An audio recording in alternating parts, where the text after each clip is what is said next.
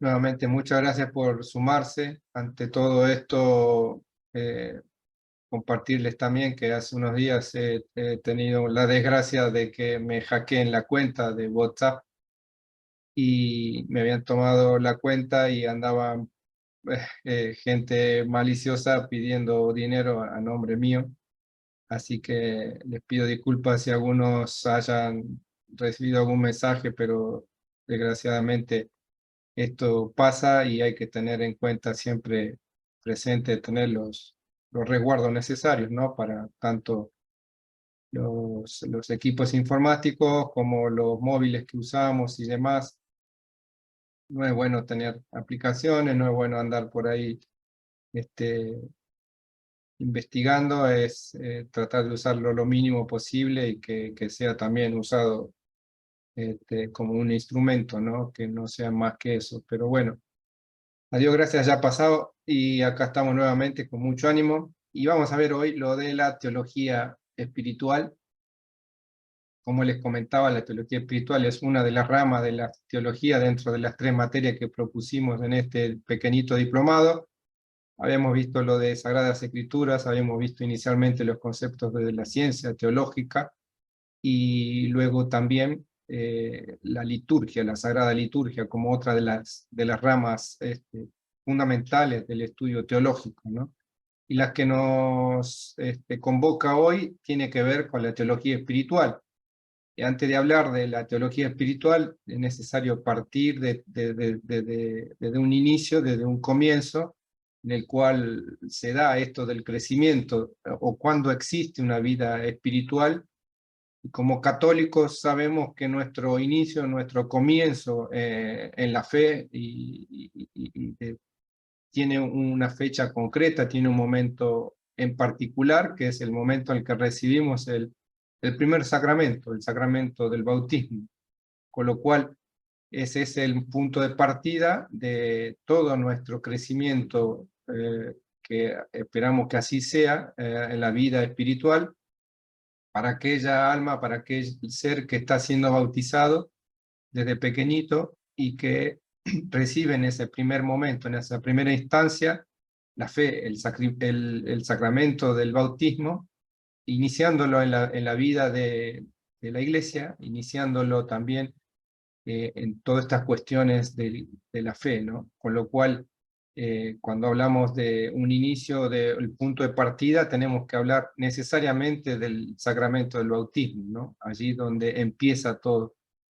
Ese es el sacramento en el cual el Dios Trino que creemos, Dios Padre, Hijo y Espíritu Santo, tres personas, un solo Dios verdadero, gracias a esta iniciativa totalmente amorosa de Él, ¿no? Que es una iniciativa de Dios para con el hombre, de habernos dejado estos sacramentos, estos elementos, estos signos sensibles que decíamos en otras clases, en la cual a través de nuestra sensitividad, a través de los cinco sentidos que tenemos, la vista, el olfato, el gusto, el tacto, nos hacemos perceptibles de recibir esta gracia, ¿no? Es este canal que Dios nos dejó para recibir la gracia y mantenernos en una vida concretamente de continuo avanzar, ¿no? Y la fe es el primer paso que da el hombre hacia Dios, ¿no? Es una invitación que Dios hace a creer, a llamarlo, a la vocación, a llamarlo obviamente a la fe, y a la fe dentro de una iglesia, dentro de la iglesia, que es la iglesia de Cristo, con lo cual la fe es este primer paso que da, es una respuesta a la invitación, a la vocación, al llamado que hace Dios para cada una de las personas, ¿no? Y acá es donde decíamos que es necesario tener en cuenta este primer momento, porque es ahí donde todo comienza, ¿no? Donde la fe, la vida espiritual, la devoción de todas las personas han comenzado allá en el bautismo, ¿no? Sean las que estamos compartiendo en este momento, como sean las que ya pasaron por estos tiempos o las que vendrán, todas tendrán como inicio el primer momento en el cual nos hacemos hijos de Dios por la gracia del sacramento del bautismo y somos recibidos, integrados al cuerpo místico de la iglesia, el cuerpo de Cristo, cuya cabeza es Él mismo, ¿no? Y si Dios se revela para asociarnos a un hombre, al hombre, a una vida íntima, es esa necesidad que tenemos de también responder y de hacernos partícipes de esta vocación, ¿no? Si Dios nos llama, si Dios nos convoca, si Dios nos pide, necesariamente tiene que haber una respuesta, y esa respuesta justamente es hacia la Santísima Trinidad, ¿no? Hacia las tres personas, y justamente el primer sacramento, el sacramento del bautismo, ese sacramento que recibimos a Dios mismo, y en particular nos hacemos hijos de Dios. En el sacramento de la Eucaristía comemos su cuerpo y su sangre, tal como Cristo nos enseñó, nos pidió, para tener esta vida de gracia. Y en el sacramento de la confirmación recibimos la tercera persona, la Santísima Trinidad, el Espíritu Santo, con todos sus dones que nos fortalecen y nos movilizan a una misión concreta en este mundo, en esta tierra, ¿no? Por lo cual, tener en cuenta siempre que el punto de partida de la vida espiritual para cada uno comenzó ahí en el momento del bautismo, ¿no? La teología espiritual es una disciplina de la ciencia teológica que trata justamente del Dios Padre, Hijo y Espíritu Santo en cuanto fuente, ejemplo y término de la vida espiritual. Y trata también del hombre que participa en ella, ¿no? No tan solo las tres personas, sino la respuesta que da el hombre. Esta disciplina teológica considera al hombre en su condición histórica de pecador salvado, ¿no? Todos sabemos nuestras circunstancias, nuestros momentos en los cuales, por la caída de los primeros padres, allá en el paraíso, toda la humanidad se vio afectada por el pecado original, ¿no? Entonces, ese pecado, esa condición histórica de pecador, salvado, como dice, salvado por el Verbo encarnado, por el Cristo resucitado, que dio la vida por cada uno de nosotros, es la criatura que es llamada a un destino sobrenatural, ¿no? Justamente la teología, esta rama de la teología, la rama de la teología espiritual, la espiritualidad, estudia justamente ese mecanismo, ese proceso que se da en la vida espiritual de la persona, ¿no? Puede, por tanto, la teología describir la actividad del hombre relativa al espíritu, explica las leyes que se dan en ese progreso, en esa evolución de la vida, que como inicio dijimos tenía el bautismo, pero que necesariamente como el hombre va creciendo, va viviendo distintas circunstancias, tanto temporales como de desarrollo, es necesario también que la vida espiritual vaya creciendo, es necesario que también dé los pasos necesarios para una posterior evolución, ¿no? Y esta maduración habitual del hombre en el camino de su unión más íntima con Dios, continua característica de un movimiento que se da permanente en la búsqueda de aquel amado al cual buscamos a través de la oración, a través de los sacramentos, volviendo a los sacramentos cada vez que nos toca caer y darnos cuenta de nuestras faltas, esa constante vuelta a la casa del Padre, ese constante mecanismo de la vida espiritual, es la que trata esta ciencia, ¿no? Esta parte de la teología que se dedica particularmente a esto de cómo se da y en qué manera y de qué forma el crecimiento de la vida espiritual.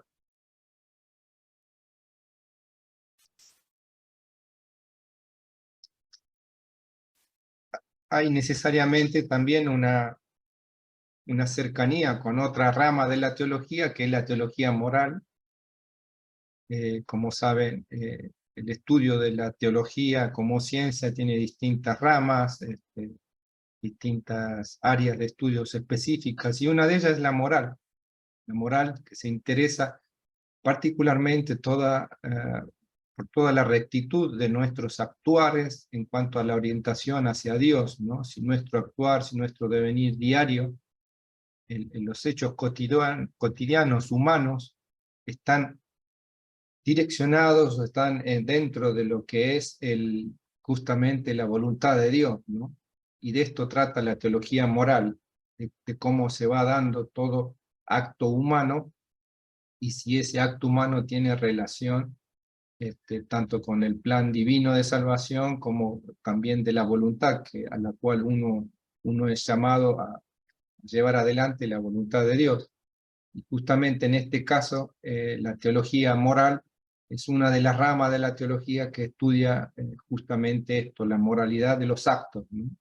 Por otro lado, la espiritual, la que nos convoca hoy, es la que estudia a todo cristiano bajo el punto de vista de la experiencia o de una forma personal, cómo es esa relación personal con Dios, cómo es su relación cotidiana, cómo es su relación también comunitaria, en cuanto a que no andamos ni somos entes únicos y solitarios por la vida, sino que somos parte de una familia, somos parte de un grupo de personas, de un vecindario, de un país, de una nación, de una parroquia, de un grupo, de un movimiento, de iglesia o de un apostolado. Y justamente todos estos movimientos naturales que hace la persona en cuanto a la búsqueda de Dios, tiene su objeto de estudio dentro de esta rama de la teología, que es la teología espiritual. Y particularmente hay un hecho, como dice la teología moral, propone como modelo a seguir la perfección del sermón de la montaña, ¿no?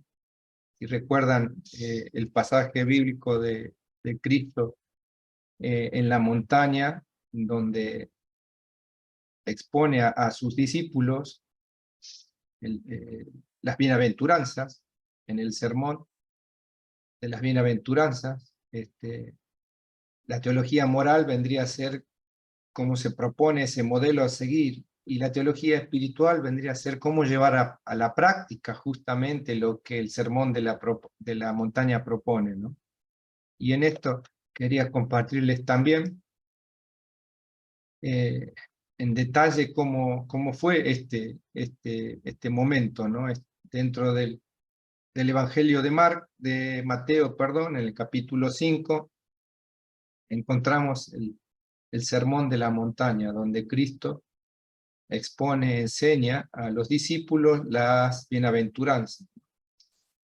Y bienaventuranzas que son, como la palabra lo dice, aquellas actitudes o aquellos actos que van a ser dichosos para quienes los cumplan o quienes los estén padeciendo o pasando, y que van a tener un premio o una consecuencia de haber vivido esas situaciones, ¿no? Bienaventurados, dichosos, son palabras utilizadas de acuerdo a distintas traducciones de los evangelios, pero al fin de cuentas es este mensaje de Cristo que tiene como una parte fundamental este sermón de la montaña, en la cual Cristo mismo dijo, no venía a cumplir esto, la antigua ley de los profetas, ¿no?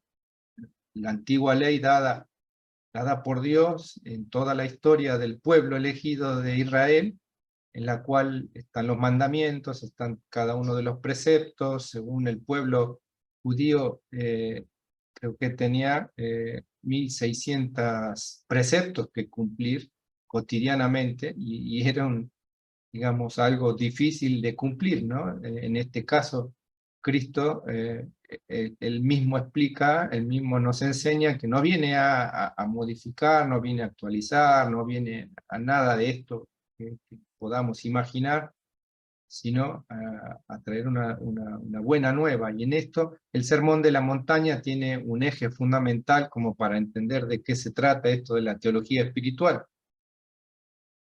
Y repasamos cada uno de los dichos en las bienaventuranzas. Dice: bienaventurados los pobres de espíritu, bienaventurados los que lloran, bienaventurados los mansos, Bienaventurados los que tienen hambre y sed de justicia. Bienaventurados los de corazón misericordioso. Bienaventurados o dichosos los limpios de corazón, de un corazón limpio, de una intención limpia. Bienaventurados los pacíficos, los que buscan la paz. Bienaventurados los que padecen persecución por la justicia. Y a cada una de estas 8 bienaventuranzas, Cristo da un premio, ¿no? O promete algo, ¿no? Y justamente a los pobres de espíritu, porque de ellos es el reino de los cielos. A los que lloran, porque serán consolados. Y la palabra es concreta y cortita, serán consolados. O sea, no tal vez en alguna medida, de a poquito, no, serán consolados completamente, ¿se entienden? Es consolados y punto, o sea, no hay medias tintas en el mensaje de nuestro Señor. Bienaventurados los mansos, porque heredarán la tierra. Manso y humilde en mi corazón, dice en otro pasaje, justamente acá también lo destaca el Señor. Bienaventurados los que tienen hambre y sed de justicia, porque serán saciados. Nuevamente se da como en consolados, serán saciados, serán completamente. Cuando uno es saciado, tenemos hambre o tenemos sed, y tomamos un buen vaso de agua o una buena comida y quedamos llenos, saciados, satisfechos. Es esa la manera, la medida que seremos saciados, ¿no? Bienaventurados los misericordiosos, los de misericordiosos, los de un corazón tendiente a la miseria, ¿no? Que se dan cuenta, que no la dejan pasar, que tienen presente, que la miran, que no miran para otro lado, la miseria de tanto propia como de otro, porque alcanzarán misericordia, dice la promesa. Justamente ser misericordioso para alcanzar misericordia, ¿no? Nos promete el Señor.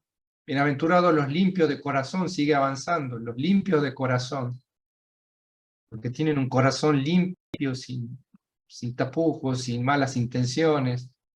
Y el premio para los que son así, o los que tienen el corazón de esta manera, es que verán a Dios. Y esto también es concreto, ver a Dios, ¿no? Justamente recordaba el otro día leyendo un pasaje de los ángeles, hay unos ángeles que están muy cerquita de Dios y lo ven cara a cara y están enfrente de Dios, ¿no? Imagínense andar por la vida con un corazón limpio, de manera tal que el premio sea poder ver a Dios. Bienaventurados, dice, los pacíficos, que buscan la paz, los que la desean, los que siempre están buscando que haya paz, porque estos serán llamados hijos de Dios. Semejante y tremendo título, ser llamado hijo de Dios. Bienaventurados los que padecen persecución por la justicia, porque de ellos es el reino de los cielos. Completamente todo el reino, no una porción y una parte de acuerdo, sino todo el reino.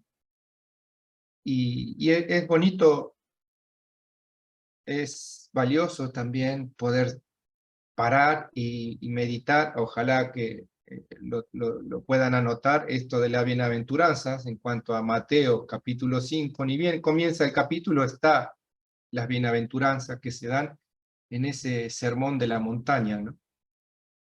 Donde imaginamos la situación, el momento, Jesús caminando, llega a uno de los pequeños montes de la tierra ahí, de Judea, y hace un momento, y viendo a la cantidad de gente que le seguía, se sienta y les explica, les enseña cada una de estas bienaventuranzas.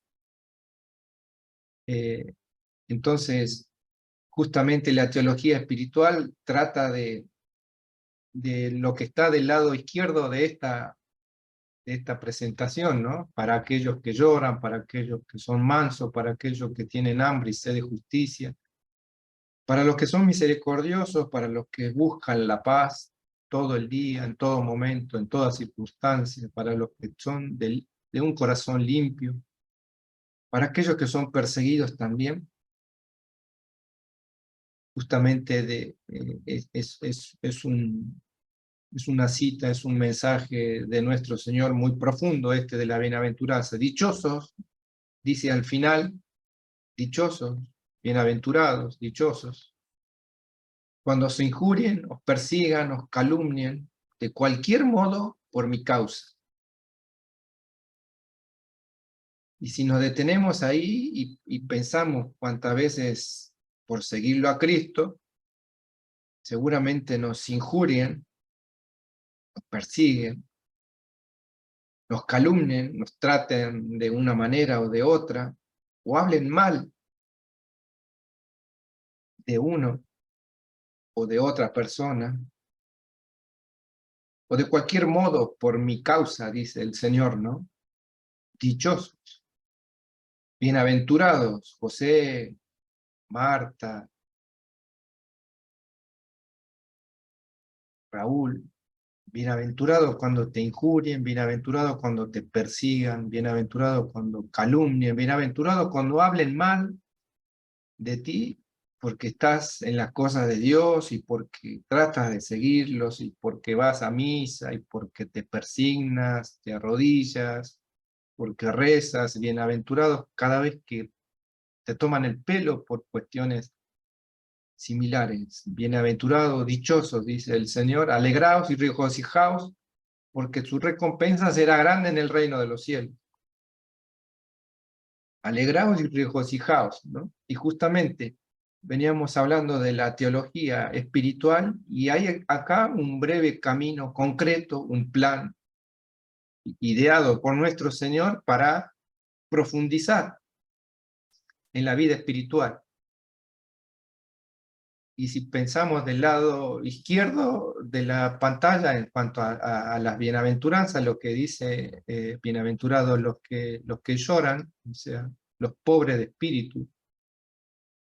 Entonces, ¿cuál tiene que ser nuestra espiritualidad? Tiene que ser mansa, tiene que ser misericordiosa, tiene que ser pacífica, tiene que ser pobre de espíritu. Y pobre de espíritu no habla de la materialidad de las cosas, o sea, que tenga poca, o que mi economía sea escasa, o que viva con lo justo, o que mi trabajo sea poquito, o que mis ganancias no sean muchas.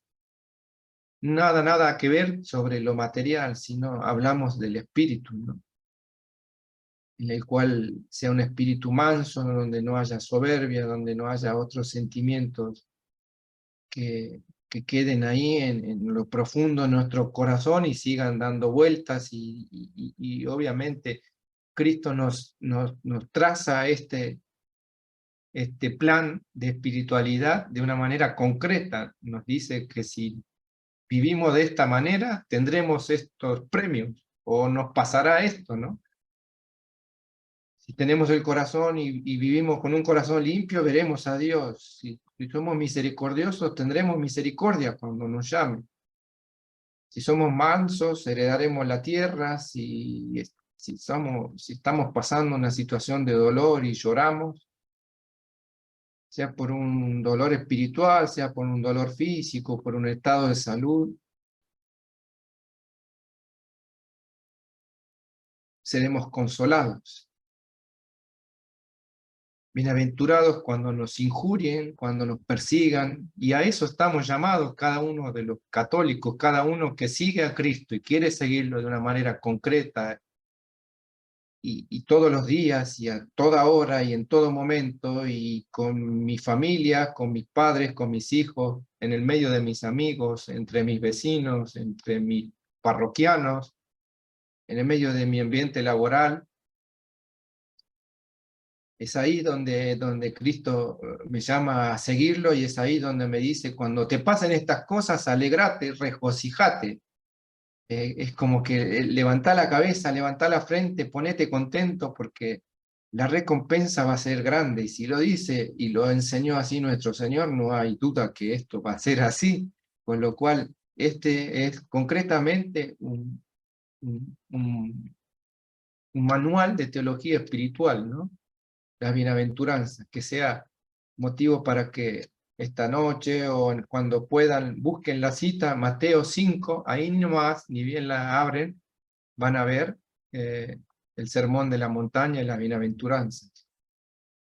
Y traten de leerlo varias veces y de pensar y meditar cada una de las bienaventuranzas que dice nuestro Señor y de los premios que ocurren si nos pasa tal o cual cosa. Con lo cual, eh, tampoco queda en una suerte de premio o beneficio, sino que justamente nuestro Señor no es ajeno a las realidades que nos pasan, ¿no? Si lo explicó esto hace 2023 años, sabe que hoy, y quizás hoy con más crudeza, somos perseguidos, somos injuriados, somos calumniados por defender la vida, por estar contra el aborto, por defender la vida sacramental, por acercarnos a la confesión, por hablar de Cristo, por rezar, por persignarnos, por ir a misa y por todo lo que sea, por seguirlo a Él. Con lo cual, justamente de esto se trata, ¿no? El de poder leerlo nuevamente y profundizar en esta bienaventuranza. Seguimos adelante y es necesario absolutamente analizar las nociones y los hechos de la vida espiritual. En primer lugar, analizar las nociones de la vida interior y de perfección cristiana de santidad que nos ofrece el Evangelio para bien comprender el fin señalado por el mismo Salvador. Y ya nuestro Señor nos invita a ser perfectos, ¿no? Y no tener duda de que para ir a la vida eterna debemos ser perfectos, debemos ser santos, como Él lo es, como Él mismo dijo, porque mi Padre es perfecto, ¿no? Entonces habla de una perfección, habla de una santidad que estamos llamados cada uno de nosotros a vivirla, a desearla desde este momento, desde el momento del bautismo. A ser santos, a querer ser santos, a querer ser perfectos, como lo es Cristo y como lo es nuestro Padre que está en los cielos. Y ojalá a la vida eterna podamos llegar y que para llegar a la vida eterna tenemos que tener presente que no entran otros que no sean santos, con lo cual si por suerte nos agarra la muerte, ojalá nos agarre con los sacramentos cercanos o en estado de gracia, de manera que no podamos, no sea eh, la perdición de nuestras almas haber caído justo ahí, ¿no? Y nos lleva a una atención constante de la vida, a una atención también por luchar y por permanecer en el estado de gracia, con lo cual en su misericordia el Señor pueda otorgarnos el purgatorio, y es ahí donde creemos y sabemos que están aquellos que ya partieron a la casa del Padre y que no están totalmente santos, con lo cual para entrar al reino de los cielos hace falta, requiere una purificación total, un nivel de santidad como de perfección, con lo cual debemos luchar para estar día a día en esa constante combate, ¿no? Luego es preciso también analizar los hechos, las imperfecciones que tenemos quizás como principiantes, la purificación activa y pasiva, que dice en otro momento, hay un santo que da detalle de esto, ya lo vamos a ver, de diversos grados de unión para bien distinguir lo que es esencial de lo que es accesorio, ¿no?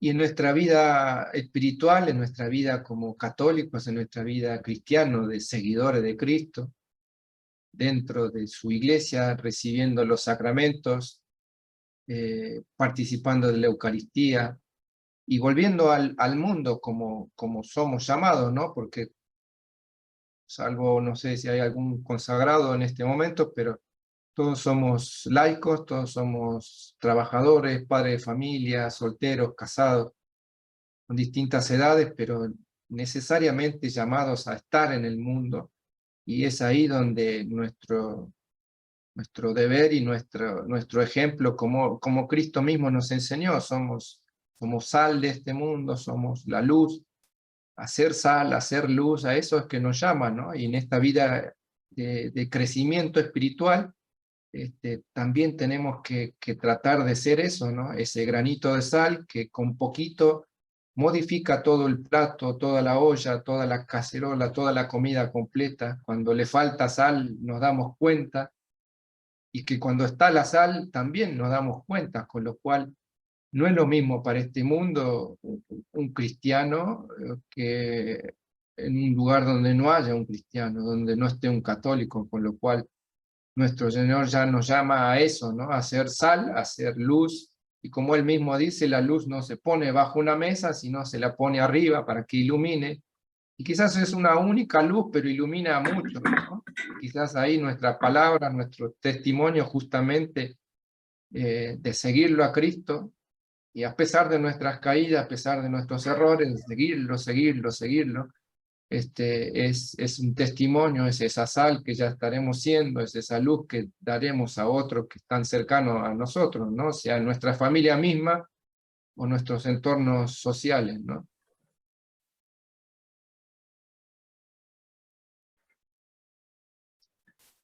Y acá quería compartirles 3 vías que habla San Juan de la Cruz, un santo místico, un doctor de la iglesia, doctor ni más ni menos, uno de los pocos que llegaron a ese grado de santidad en el cual la iglesia, por su sabiduría, lo determinó así, es un doctor de la iglesia. Y justamente San Juan de la Cruz, este español, monje, se trabajó, leyó y practicó mucho esto que tenía que ver con el camino espiritual. Y él proponía 3 vías de este camino. La primera vía, de la vía purgativa le llama, propia de los principiantes. En ella trata de la purificación activa de los sentidos externos e internos, la purificación de las pasiones, la purificación de la inteligencia y de la voluntad por la mortificación, la meditación, la oración y, en fin, la purificación pasiva de los sentidos, dice San Juan de la Cruz. Y en este primer camino, en esta primer vía que este santo doctor nos da, justamente hay un detalle en particular en el cual si somos principiantes o si somos hace poco convertidos o si por estas cuestiones de la vida y de la relación con Dios hace no mucho tiempo nos iniciamos en estas cosas, justamente habla de estos principiantes, ¿no? No menospreciando, sino dándose cuenta de que hay un camino por recorrer y que el camino empieza con los primeros pasos, por lo cual el principiante es ese que ya está en camino, en una constante paso tras paso, en ánimo de avanzar, por lo cual no es para nada menosprecio, simplemente es saberse y darse cuenta de que, bueno, quizás hace poco me convertí o me acerqué a la iglesia o a las cuestiones de Dios y justamente en el primer momento, en la primer vía que habla San Juan de la Cruz, el santo doctor dice la purificación activa de los sentidos, ¿no? De los sentidos humanos, de la vista, purificar nuestra mirada, nuestra habla, nuestro oído, purificar también nuestra lengua o nuestros sentidos, que son los 5 que tenemos, que Dios nos dio. Mortificar, dice, la purificación activa de los sentidos externos e internos, de las pasiones, de la inteligencia, de la voluntad, por la mortificación. Y ya acá San Juan de la Cruz da un método que hay que mortificarse, hay una suerte de que si quiero o caigo, como justamente hay otro pasaje en el cual Cristo nos dice, es más vale que entres al reino de los cielos sin un ojo o cojo, o sin una pierna o sin un brazo, que te pierdas con los dos, con todo puesto. Entonces, Enhorabuena que también el doctor San Juan de la Cruz nos enseñe esto de que hay un camino en el cual los sentidos y justamente los 5 sentidos deben llamarse a la mortificación, al sacrificio, llamarse al sacrificio de no mirar aquello que nos aleja, de no escuchar también, de hablar o de callarnos en momentos que así se requiera, y justamente de esto se trata, la primer vía, ¿no? Para el primer camino de los principiantes que dice. Y San Juan de la Cruz, sus escritos son una suerte de poema, uno mejores que otro, más profundos, hermosos realmente. Si tienen oportunidad de leer algún libro de San Juan de la Cruz, es muy recomendable. San Juan de la Cruz encuentra o llama un momento oscuro, la noche oscura, en la cual el cristiano, el devoto, aquel fiel que está interesado en seguirlo a Cristo, pasa por una noche, pasa por un momento en el cual las cosas se ponen oscuras, no vemos, no sabemos si cómo seguir y tal, y como la noche, ¿no? En un momento quizás de silencio, en la cual el silencio en algunas veces es purificador, pero para otros momentos también es alarmante, quedarse en silencio y no saber qué hacer ni para dónde seguir. Y San Juan de la Cruz habla de esta noche oscura, habla de que aquel que entra en este camino de la santidad, en este camino del crecimiento espiritual, también va a vivir una noche oscura. También va a vivir una noche de desolación, una noche en silencio, una noche de no saber dónde va su vida, o para qué hace esto, o para qué va a misa, o para qué participa de un grupo, o de la parroquia, o tal, o para qué da testimonio y habla y queda, y bueno, justamente Juan de la Cruz ya lo veía y lo notaba, que es parte del crecimiento, que es parte de la primer vía, como él lo dice. Y en la segunda y tercera, en la segunda habla de una vía iluminativa propia de los adelantados, en donde ya se trata particularmente los dones del Espíritu Santo, los dones recibidos en el sacramento de la confirmación. Particularmente dice la contemplación infusa que procede de todos los dones de inteligencia y sabiduría, ¿sí? Y para esto el santo también hace referencia a que es necesario que el fiel reciba el sacramento de la confirmación. Y si no lo recibimos por una cuestión de que pasó la edad o que justo no se dio la circunstancia, podamos acercarnos y pedir el sacramento en nuestra parroquia. Seguramente habrá algunas charlas, algunos cursos que tomar, y tratar de buscar y recibir este sacramento, porque es un sacramento necesario también, uno de los 3 que hablan de la iniciación cristiana, el bautismo, la confirmación y la Eucaristía, con lo cual esta segunda vía de San Juan de la Cruz hablaba de esto, ¿no? Y pasa a una tercera vía, de una unidad propia de los perfectos, dice, donde ya se trata de la íntima unión del alma contemplativa con Dios, y distintos grados de unión transformante, habla él.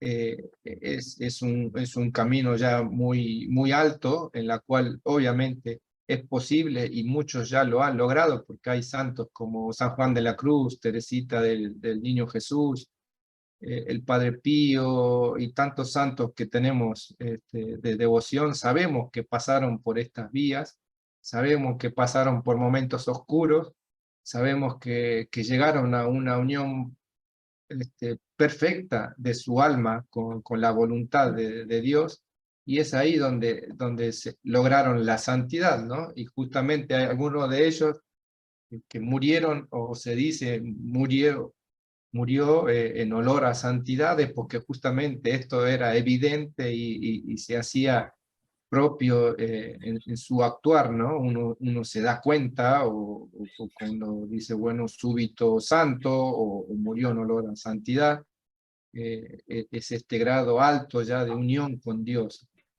¿Y qué nos enseña Cristo? Justamente que el camino es estrecho, que la puerta es angosta, nos dice en otro versículo, Y es un camino de cruz, es un camino difícil, es un camino con un peso encima, el peso de nuestro pecado, el peso de nuestras limitaciones, de nuestras caídas constantes, o el peso de nuestra falta de voluntad muchas veces, o de desinterés en otras, por seguirlo a Cristo, ¿no? Y en esto habla también la teología espiritual, que va a dar herramientas como para que este crecimiento se dé, ¿no? Cristo también nos dice: aquel que cree en mí posee la vida eterna. O sea, es concreto, nuestro Señor no da vueltas y dice o crees o no crees, o estás conmigo o estás en contra mío. El camino es estrecho, la puerta es angosta, y obviamente la puerta que Él eligió es la puerta del servicio, ¿no? Y ya lo vimos en la última cena, cuando Él, momentos antes de partir el pan y de consagrar el vino, lavó los pies de los discípulos, lavó y los besó. Eh, y es el ejemplo claro de lo que Él vino a servir, ¿no? Por lo cual, si Cristo mismo, el Hijo de Dios, hecho hombre, vino a servir, como nuestro seguimiento tiene que estar necesariamente en relación con un servicio, ¿no?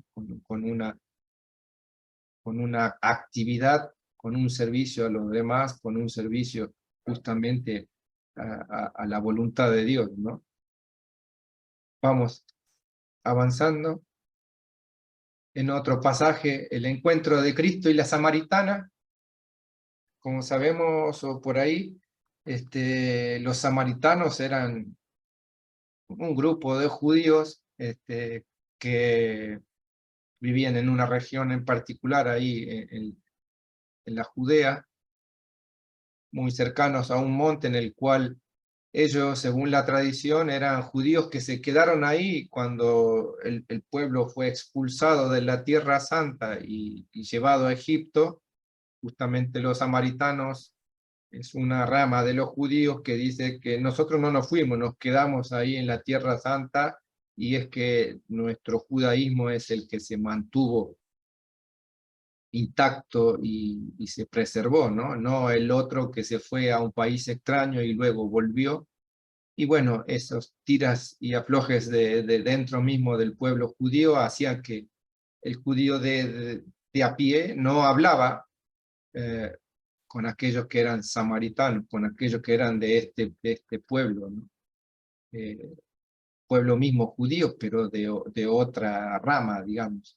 Entonces, el Evangelio justo nos narra cómo Cristo entra en contacto en la boca de un pozo en el cual la mujer samaritana había ido a buscar agua, y él entra en contacto, habla, y imagínense la situación de la samaritana cuando el judío, que es Cristo, eh, le dirige la voz o le habla, ¿no? Entonces esto era para ella también algo significativo, ¿no?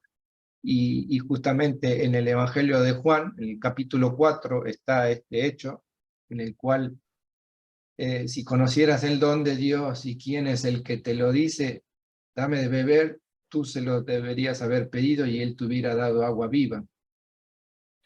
El que bebiere del agua de este pozo de Jacob volverá a tener sed, pero el que bebiere del agua que yo le diere, ese ya no tendrá sed, porque el agua que yo le daré se hará en él una fuente que manará hasta la vida eterna. Justamente la samaritana estaba en la boca del pozo retirando un poco de agua, y entra en contacto, en un diálogo con un judío, Cristo mismo, y Cristo le dice: si supieras quién es el que te pide, le pedirías a él y no sacarías de este pozo. Y justamente le enseña que el agua que él dará es un agua en la cual no tendrá más sed, ¿no? Repetidas veces Jesús dice esto, repetidas veces Cristo: el que tiene, eh, el que cree en mí tiene vida eterna, ¿no? Y justamente esto de la teología espiritual, como decíamos, es es la rama de la teología que va a dedicarte a este estudio de la perfección cristiana, ¿no? A cómo implementar aquello del sermón que decíamos hace un momento, cómo llevar a cabo en nuestra vida cotidiana todos estas propuestas que el Señor nos hace y que se da cuenta de que nos pasan, ¿no? Y que más en estos tiempos. No solo la poseerá más tarde, sino en cierto sentido ya la posee porque tiene la vida de gracia y la vida de gracia es la vida eterna iniciada, ¿no? Cuando hablábamos de los sacramentos decíamos que eran signos sensibles que nos acercan, que nos otorgan la vida en gracia, y esta vida en gracia justamente es la vida eterna ya vivida desde este tiempo, ¿no? En la cual vivamos en gracia en la eternidad y lo podemos empezar desde esta tierra, ¿no? Desde este momento cada uno en su lugar.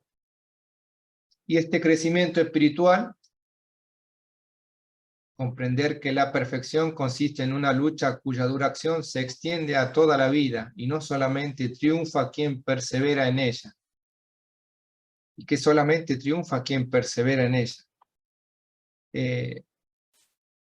Efectivamente, el crecimiento y la perfección, el desear, buscar la santidad es un camino que ha iniciado en el bautismo, como decíamos al comienzo de este encuentro, con nuestra vida como cristianos, como hijos de Dios, como miembros de la iglesia, pero que lleva toda la vida, que no es algo que ya lo logramos a los 40, a los 50, a los 63 años y tal, o cuando me casé, o cuando...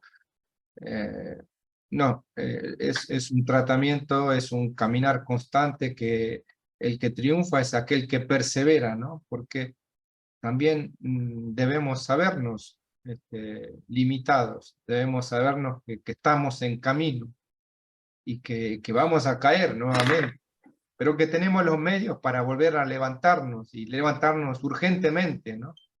Entonces, acá yo quería compartirles algunos pensamientos de manera que puedan también servir para esto de entender de qué se trata la teología espiritual, y más que todo entender la teología espiritual, de qué se trata el crecimiento en la vida de fe, el crecimiento espiritual, ¿no? Que es la materia de estudio de esta ciencia. ¿Crees que Dios te pide algo más? ¿Eres plenamente feliz? ¿Estás invirtiendo todos los talentos que Él te ha dado? ¿A dónde quiere llevarte Dios?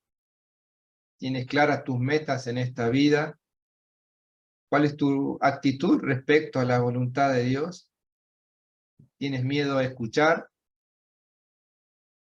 ¿Sos indiferente o mostrás indiferencia ante el llamado del Señor? ¿O aceptás gozosamente? ¿O alguna vez te has planteado seriamente que quizás Dios te pida otra cosa o algo más? Son preguntas que nos puedan servir como para también meditarlas y ver a qué me llama Dios y en cuanto a qué más me pide o qué más quiere que haga. Y esta respuesta seguramente la vamos a encontrar con Él, no con nadie más, porque es una relación, como dijimos al comienzo, personal, única e irrepetible, ¿no? No puede ser que lo que le sucedió a tal o cual santo, o a mi abuela, o a aquel muchacho joven de buena fama, me suceda a mí. Esto es ajeno, esto es una relación de tú a tú, muy personal, muy íntima con el Señor. Entonces, este crecimiento espiritual también necesariamente nos lleva a elaborar un plan. Debemos tener un plan si realmente cuando no, en la vida cotidiana quizás planificamos tantas cosas como mudarnos, como cambiar de empleo, como unas vacaciones, un viaje, una mejora en nuestra casa o tal. Este, elaboramos un plan, nos ponemos metas, nos ponemos tiempos. En esto de la vida espiritual también debería ser prioritario tener un plan, que quizás ese plan pueda comenzar en un plan trimestral, en un plan cortito de poco tiempo, en la cual también pueda, no, digamos, no tenga metas inalcanzables como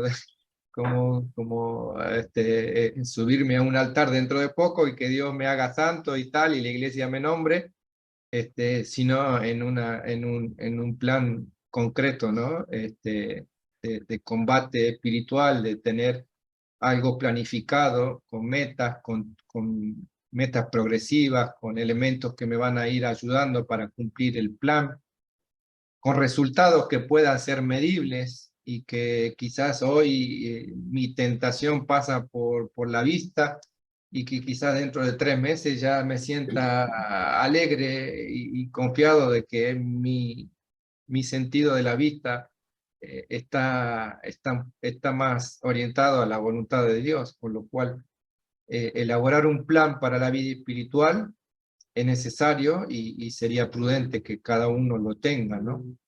Y acá hablamos de la lucha ascética. La ascesis, o eso es explicar el esfuerzo que el hombre tiene que realizar si quiere progresar en la vida espiritual, ¿no? En Mateo el Señor también nos dice, el que es fiel en lo poco, lo es también en lo mucho. Y el que es infiel en lo poco, también es infiel en lo mucho. Y hay que ser fiel en lo poco, ¿no?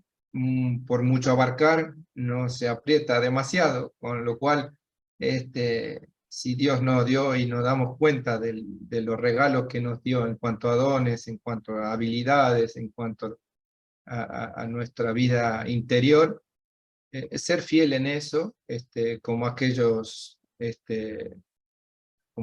que decían, el Señor salió y al momento de salir a uno le dio 5 dones, al otro le dio 3 y al otro le dio 1, y a su regreso el Señor pidió los resultados, y el que tenía 5 trabajó y le dio 5 más, el que tenía 3 hizo lo mismo, los puso a trabajar y le devolvió al dueño 3 dones más.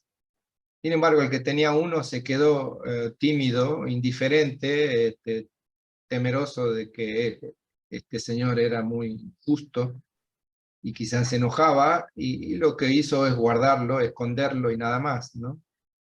Y ya sabemos la respuesta, ¿no? Que el servidor infiel, que al menos no pusiste a trabajar ese único don, y me hubiera dado con intereses, ¿no? Entonces cada uno, y todos lo sabemos, tenemos un don particular, un don especial, un don orientado a la salvación eterna de cada una de nuestras almas y de aquellos que nos rodeen, por lo cual poner en práctica y utilizar esos dones es algo que necesariamente tenemos que hacer y tenemos que luchar por, por lograrlo, ¿no?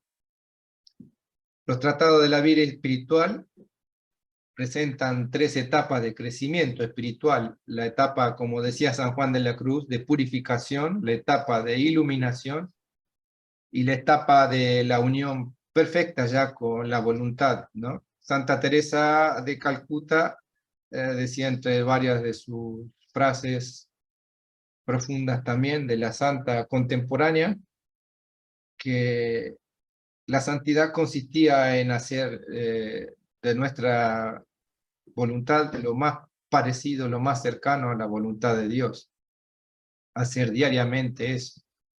Y si se trata de eso, tenemos que estar atentos y cómo escuchar la voluntad de Dios. Y para escuchar la voluntad de Dios, necesariamente tenemos que estar en gracia, con lo cual es una cosa que lleva a la otra, ¿no? Los sacramentos es algo que necesitamos, y quien nos dispensa los sacramentos, los sacerdotes, también lo necesitamos. Por eso tenemos que rezar por las vocaciones, porque sin los sacramentos, sin los sacerdotes, no tendríamos los sacramentos, con lo cual sería algo complicado, ¿no? Estas 3 etapas de crecimiento, de purificación, como decía San Juan de la Cruz, una purificación para los principiantes, una iluminación para quienes ya van en camino, y una Y hago de unión para capital para quienes afrontar esta ya están canasta básica total a en la ese cual no hecho en estoy concreto. llegando. Esta es la realidad de la Argentina, estos son datos. Equivalen a tres clásicas vías que decía justamente el santo doctor, ¿no? A la de purgar los sentidos, la vista, el habla, el oído, y en Gracias, esto abrazo, gracias. también. Bueno, muy bien, nos vamos a ir rápidamente a Jujuy, al encuentro de Carla Ricciotti, para ver cómo está la situación hasta ahora. Ahí estamos. Bueno, vamos llegando al final, y sobre esta lucha, que es una lucha constante, la lucha ascética y la lucha contra el pecado, tenemos que animarnos, enseñar y dar los medios para erradicar el pecado mortal como estado habitual. Erradicar el pecado mortal como estado habitual. Y nos pasa que muchas veces caemos en pecado mortal y como que se nos hace costumbre, o conocemos de aquel que anda en tal, que es habitual que esté así, y es un estado habitual completamente complicado de cara a la salvación, ¿no? Y de darnos cuenta y de hacer ver a otros que están en pecado mortal y decírselo, como para que se acerque a la confesión. Y de no tener miedo de decírselo, porque justamente este mundo ahora evita o trata de hablar de la vida, de la muerte, de la vida eterna, de la perdición, de la inexistencia del infierno, o que no existe y es una alegoría o cuestiones así, o de la inexistencia del mal y del malo. Y nosotros como católicos sabemos que esto existe, que realmente está, que realmente nuestro Señor fue tentado, que realmente también Él nos da los medios para ganarle al malo, combatir el buen combate, como dice Pablo, y luchar concretamente, ¿no? Para aquel católico que diga que el infierno no existe o que el purgatorio es una alegoría y tal, es una complicación también, porque justamente creemos en la resurrección de los muertos, creemos en la vida eterna, decimos en el credo, y creemos que hay una situación en la cual necesariamente debemos purificarnos para pasar a la vida eterna, con lo cual el purgatorio existe, y rezamos por las almas del purgatorio. Y las almas que están ahí, cuánto tiempo estarán, la misericordia de Dios solo lo sabe. Y sin ir más lejos, Nuestra Señora de Fátima le respondía a uno de los pastorcitos cuando le preguntaban sobre una amiguita que había muerto, y le había dicho que la amiga iba a estar hasta el fin de los tiempos. Y estamos hablando del año 1917, con lo cual el purgatorio es vigente, existe, Nuestra Señora así lo dijo, y como católicos lo sabemos, por lo cual ojalá el llamado del Dios a partir de esta vida nos encuentre por lo menos en estado de gracia para llegar al purgatorio, ¿no? Erradicar el pecado mortal, como decía, como estado habitual de vida, superar el estado del pecado venial como estado habitual. Y el pecado venial es algo que también debemos combatir, muchas veces por tratarlo de venial, como si fuera algo más o menos negociable o que no implica tanto, es pecado al fin, es pecado, es errado, como es la palabra lo indica, es errar a la voluntad de Dios. A la voluntad de Dios para con nuestra alma, que quiere que seamos santos, que quiere que nos salvemos, que quiere que fructifiquemos los dones que nos dio, y si caemos en pecado mortal estamos complicados. Y si caemos o vivimos en un pecado venial habitual, justamente nuestra vida interior no va a crecer. Y es como que aquel que dice, bueno, sí voy a misa, rezo de vez en cuando, pero no pasa nada. Y no, si todavía hay pecados veniales, que no los estás combatiendo, que no estás esforzándote por luchar contra esos también. Daría mucho más tema para hablar sobre el pecado, sobre en particular el pecado venial, pero bueno, ya lo dejaremos para otro momento. Y por último, suprimir las faltas deliberadas, ¿no? Los pecados veniales, las faltas deliberadas, las imperfecciones se dan por el incumplimiento de los deberes diarios. Nuestro deber como padre, nuestro deber como esposo, como hijo, como vecino, como trabajador, como empresario, como estudiante, como miembro de una comunidad. Nuestros deberes diarios están ahí, ¿no? El incumplir nuestros deberes diarios y ojo que te mira Dios y ojo que te está mirando. Decía un cura, me acuerdo, cuando iba a un colegio de Don Bosco, y el cura perseguía a los chicos diciendo, ojo que los mira Dios y ojo que los está mirando. Y yo me preguntaba, ¿pero qué dice este cura? Pero realmente después me daba cuenta que tenía razón, ¿no? De que no andar por la vida pensando que hay una cámara ahí, como el gran ojo humano, como esto que vemos ahora, pero sí realmente saber que Dios está entre nosotros y que nos mira y respeta nuestra libertad. Y ahí está en el incumplir nuestros deberes diarios de vocación o de ocasión que cada uno tiene. Justamente estos son también faltas deliberadas, ¿no? Faltar, como decimos en la oración, he pecado mucho de pensamiento, de palabra, de obra y de omisión. 4 tipos de pecados, ¿no? Pecado de palabra, pecado de pensamiento, pecado de obra concreta, pecado de omitir. Y desde las grandes responsabilidades hasta las más pequeñas, cuando falta la delicadeza y el esfuerzo por observar la ley de la caridad con relación a Dios y con relación a los demás. Y seremos juzgados, dice al final de todo, en la caridad, en el amor, de los cuales las 3 virtudes teologales, virtudes que nos relacionan con Dios, la fe, la esperanza y la caridad. La fe que tenemos en esta tierra, la esperanza que esperamos, la vida eterna, que serán saciadas, que serán cumplimentadas en el momento de que el juicio personal con Dios, ¿no? En el cual ese juicio solamente se tendrá en cuenta, dice, la caridad, cuánto amor tuvieron nuestros actos, nuestras intenciones, nuestros incumplimientos de deberes, nuestras faltas deliberadas. Y todo esto que estamos hablando tiene que ver con esto del camino a la perfección, del camino a la santidad, de aquello que estudia la teología espiritual, que se trata del crecimiento espiritual, ¿no?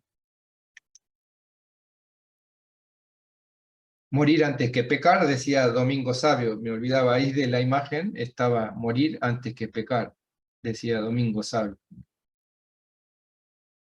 Y este crecimiento espiritual puede darse necesariamente con una vida sacramental continua, creciente, acercarme a los sacramentos.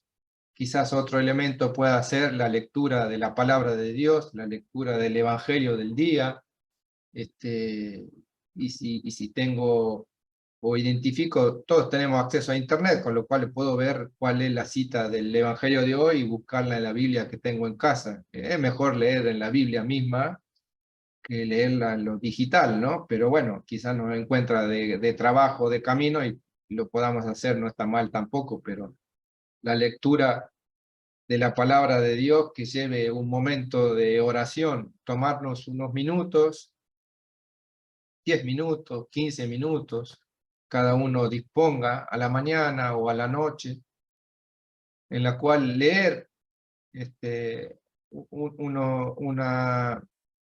una recomendación era buena leer el Evangelio del domingo que viene, de manera que ir leyendo diariamente el Evangelio del domingo, de la misa del domingo que viene, nos hace llegar a ese domingo de una manera más preparada, ¿no? Pero leer la lectura diaria, el encuentro con la palabra de Dios es enriquecedor, ¿no? Es Dios mismo que está hablándonos ahí, con lo cual hacernos el momento que sea rutinario, que así también como nos bañamos, duchamos, comemos, dormimos, que haya un momento de encuentro con la palabra, que sea cortito y que quizás después sea creciente, ojalá. Otro elemento de crecimiento en la vida espiritual es la frecuente visita al Santísimo Sacramento. Ir a visitarlo al Señor, ir a visitarlo ahí en el sagrario, ahí está, Él está presente ahí, Él está ahí esperándonos, así como agendamos quizás una visita a un familiar, a un amigo, por un cumpleaños o por un encuentro, o quizás agendamos la visita a un médico, o al dentista, o al que toque. Agendar también un día de la semana para pasar por el Santísimo Sacramento y visitarlo al Señor, y que sea ese un momento único, personal, privado, entre Dios y el alma que se acerca al Señor, a disponerle ahí todas las dificultades, a dejar en sus manos las situaciones de dolor o de angustia que estemos pasando, a pedirle, a darle gracias, a quien sabe qué, Dios dirá ahí a quien lo haga, ¿no? Pero tener esta visita frecuente, ¿no? Ojalá sea los martes a las 4 de la tarde, voy al Santísimo Sacramento, los viernes a las 8 de la noche, después de tal trabajo, paso por la parroquia, paso por donde sé que está expuesto ahí, o está ahí el sagrario, si no está expuesto el Santísimo Sacramento, y me quedo ahí en silencio, en oración. La oración frecuente, el rezo del Santo Rosario, como siempre promovemos en esta pequeñita comunidad mariana, el rezar y el hacer caso a Nuestra Señora, que como madre nos dijo: haced penitencia y haced oración. Haced penitencia, haced oración, rezar el Santo Rosario. Y si la madre nos pidió es porque realmente sabe lo que nos pide, lo mejor para sus hijos, ¿no?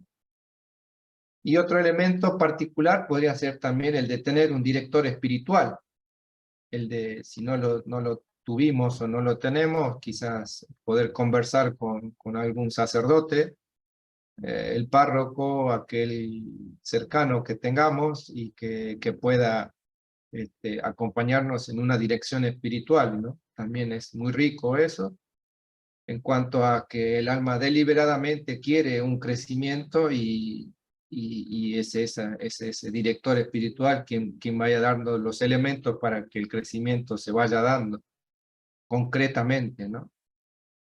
Si lo tenemos bien, y si no lo tenemos, quizá buscarlo, es bueno también. Pero bueno, estos elementos, esta propuesta que les dejo acá de la vida sacramental, la confesión y la Eucaristía, la lectura de la palabra de Dios, la visita al Santísimo, el rezo del Santo Rosario, las oraciones que cada uno tenga, y el director espiritual, son elementos propios de esta ciencia que estábamos viendo, la teología espiritual, ¿no? El crecimiento en la vida espiritual. Así que bueno, hasta acá llegamos. Quería compartirles esto. Ojalá les haya quedado algo, o les movilice el corazón, o la gana de seguir creciendo, la gana de ser santos, porque a eso estamos llamados todos y cada uno de nosotros. No es una idea mía ni un cliché, simplemente es hacer la voluntad que el Señor nos dijo, ¿no? Buscar la santidad, y en buscar la santidad, el crecimiento espiritual tiene que darse de manera concreta, ¿no? Tener un plan, tener unos tiempos, tener nuestra agenda, respetarlos, visitar al Santísimo, rezar el rosario a tal hora, participar no tan solo de la misa de los domingos, ojalá en algún otro momento. Y son todos elementos que nos van a ir haciendo crecer espiritualmente, ¿no? Ese es el objeto de esta rama de la teología espiritual que compartimos hoy. Así que bueno, Les dejo si alguno quiere compartir algo, si alguno de estas cuestiones ya las practica, pueda compartir cómo hace, porque también es rico compartir y saber lo que el hermano o alguna otra fiel implementa y que pueda servirnos, ¿no? Porque acá no hay recetas hechas, y todos estamos en el mismo camino, ¿no? De buscar la santidad. Vamos, muy bien. Buenas tardes, hermana Sor, y gracias también a Isabel por su comentario nuevamente. Si hay alguna consulta, si hay algún comentario, lo pueden hacer, y si no, nos quedamos para el próximo miércoles a la misma hora para seguir profundizando un poco más y entrar de concreto a ver qué hicieron los santos en cuanto a la teología espiritual, cuál fue su modelo, cuál fue los ejemplos que podemos tener de concreto. Los santos practicaron esto a full y con toda la gana, con todo el corazón. De hecho, por ello lograron ser santos y están ahí y podemos invocarlos y pedir su intercesión, ¿no? Creemos en esta comunión de los santos que decimos, y así lo creemos, con lo cual tenemos la certeza que nos escuchan y tenemos la certeza de ver sus obras, su vida, de manera que podamos imitarlo, ¿no? Que para eso están, que para eso la Iglesia los pone ahí como modelos de santidad, como modelo de cómo seguir a Cristo y a su Santísima Madre. Así que, muy bien, Marit levantó la mano. Sí, buenas tardes, Ricardo, y a todos. Llegué un poco tarde, pero mi pregunta es sobre, hay un componente de la vida espiritual que es el sacramento que nos permite vivir de modo más, no sé si el término es apropiado, pero de modo más completo, nuestra participación, por ejemplo, en la misa frecuente, ¿no? A la Santa Misa frecuente, con la posibilidad de poder comulgar, ¿no? El sacramento de la comunión es lo más grande, ¿no? Para nuestro crecimiento espiritual.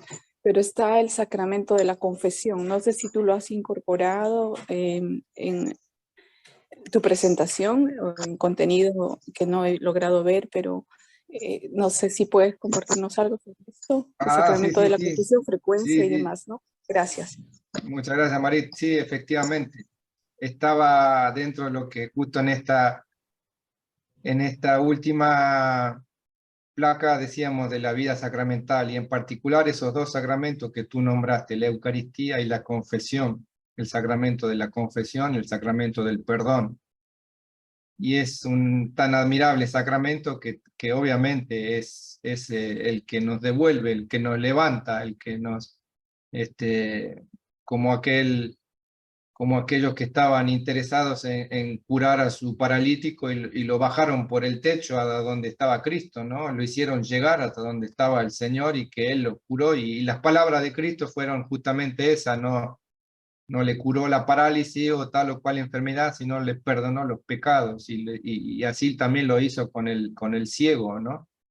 El ciego de nacimiento, por lo cual, como bien dices, el sacramento de la confesión es el sacramento que nos hace volver al estado de gracia, volver a este camino que quizás emprendimos y que justamente lo habíamos nombrado al comienzo. Era un camino de una puerta angosta, un camino difícil, un camino con cruz, como lo hizo nuestro Señor, por lo cual el sacramento de la confesión es un sacramento particularmente que debemos frecuentar. No tanto como dice o recomienda la Iglesia una vez por año, sino diríamos una vez cada vez que lo necesitemos, ¿no? Una vez cada semana o cada 15 días sería lo óptimo. No todos los días, porque sería algo ilógico, porque para llegar al sacramento de la confesión hace falta un dolor de los pecados, hacer hecho un examen de conciencia, recibir el sacramento y tener un concreto ánimo de cambio, ¿no?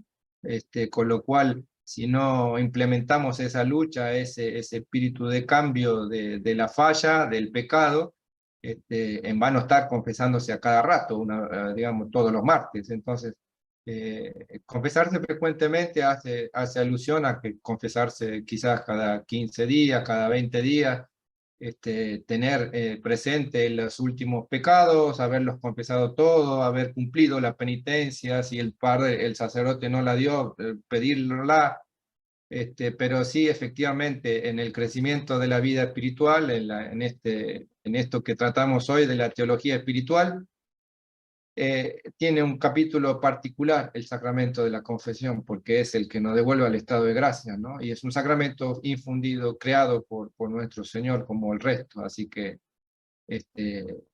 muy bueno el aporte y efectivamente sí tiene que ver. Bueno, muchas gracias. Entonces nos despedimos rezándole a la Virgen. Nuevamente el Ave María, aquella oración que el ángel le dijo y que su prima Isabel repitió al verla con tanto gozo. Nos hacemos partícipe de eso, pidiéndole a la Virgen las acompañe en cada uno de sus situaciones, a cada uno de sus familiares, atienda a cada una de sus peticiones de salud, de trabajo, aquello que está en lo profundo de su corazón. La Santísima Virgen siempre lo escucha. No dejen nunca, nunca, nunca de rezar el Santo Rosario. Ella nos lo pidió y debemos hacer caso, no porque lo diga yo, sino porque háganle caso a Nuestra Señora de Fátima. Dios te salve María, llena eres de gracia, el Señor es contigo, bendita tú eres entre todas las mujeres, bendito es el fruto de tu vientre, Jesús. Santa María, Madre de Dios, ruega por nosotros pecadores, ahora y en la hora de nuestra muerte. Amén. Gloria al Padre, al Hijo y al Espíritu Santo. Como era en el principio. Principio, ahora y siempre, por los siglos de los siglos. Amén. En el nombre del Padre, del Hijo y del Espíritu Santo. Amén. Amén. Muy bien, nos vemos el miércoles que viene a la misma hora. Muchas gracias. Gracias. Gracias. Bendiciones, Dios les pague, Dios te pague, Ricardo. Gracias, Ricardo, hasta el miércoles. Gracias. Muchísimas gracias. Hola. ¿Me Gracias. escuchan? Gracias.